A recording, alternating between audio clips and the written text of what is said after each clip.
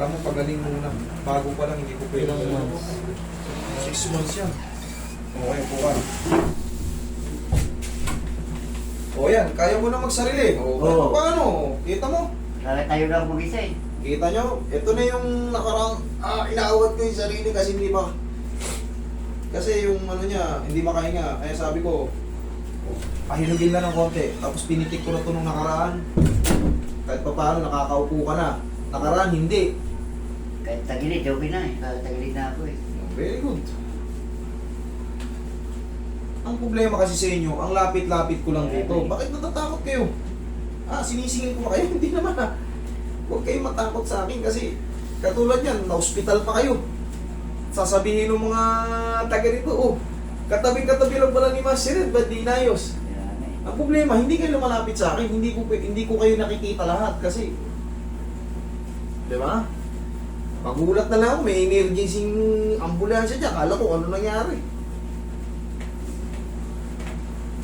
Kailangan talaga, siyempre, lapitan nyo ako para makita.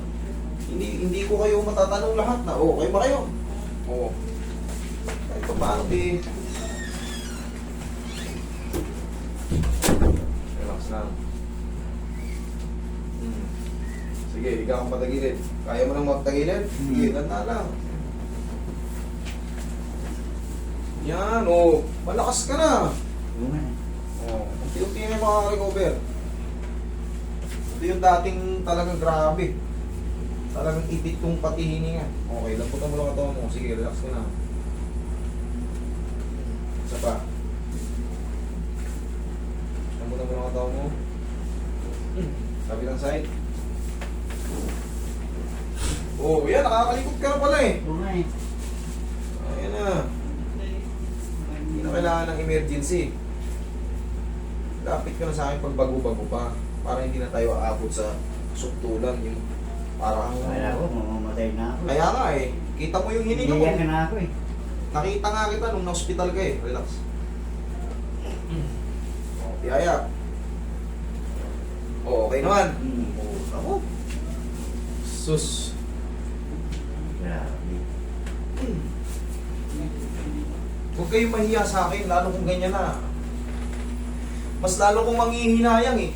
Baka mapagalitan pa ako ng mga followers ko, sabi. Ay, hindi na ayoko. Sige, dyan lang ha. Roy. Ha?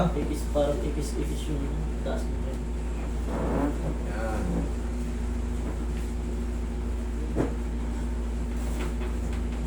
Okay, lagdag mo lang katawan mo. Okay. Huwag kang matakot ha. Inhale, exhale. Lakasan mo. Inhale. Exhale. Down. Isa pa. Inhale. Exhale. Down. Thank you. Diyan ka lang muna.